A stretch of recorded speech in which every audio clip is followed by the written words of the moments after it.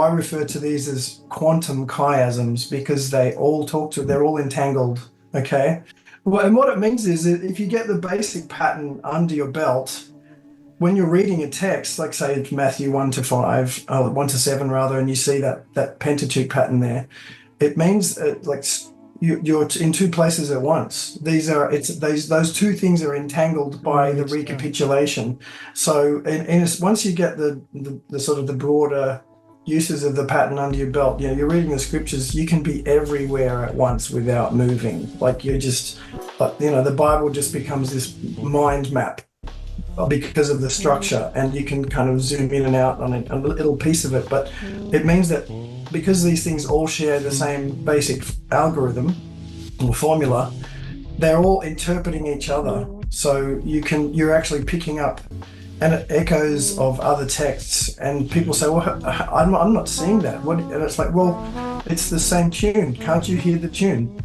He's playing the same tune. It's or sometimes he plays it backwards, and that's pretty terrifying actually. When he does that, he's going to decreate you or deconstruct something. But it is. I think it is the key to the interpretation. The problem I've had is when I contradict something that's been an accepted teaching in a particular, say, denomination or school of thought. And people say, oh, I love your work, but I don't, like, you can't say that on this issue here. I'm like, yeah, but surely you want to be consistent.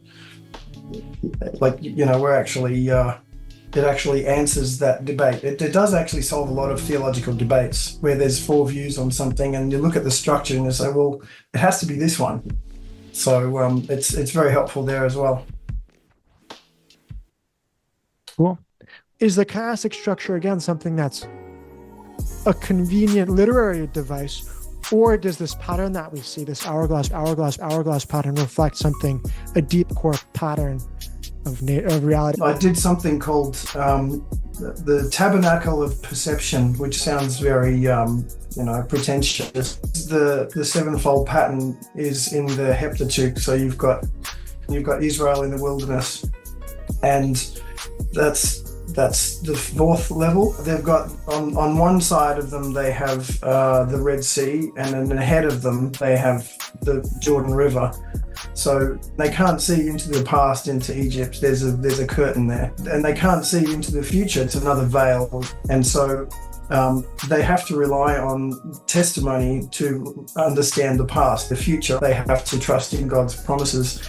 But I was thinking that our perception of time ourselves, like we're always in that center point where we can actually see what's around us. Everlasting present. As we move through time, that spectrum is actually traveling along the timeline, and we are at that testing point right now. Like that to me is the everlasting present. Right? That's the now is where now is. Yeah, that's and that's where we have to make.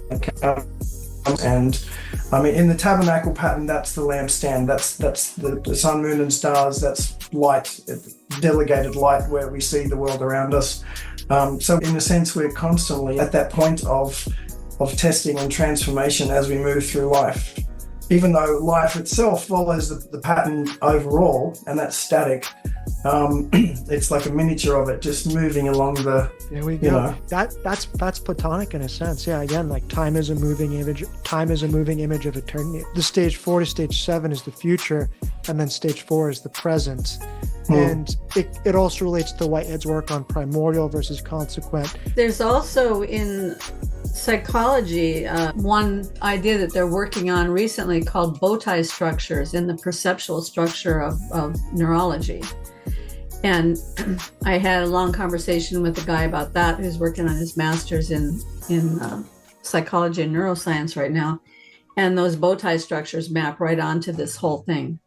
So it's not just a literary device. It's fundamental to the structure of the universe, I think. Yeah. Well, that's something that I'm going to have to Google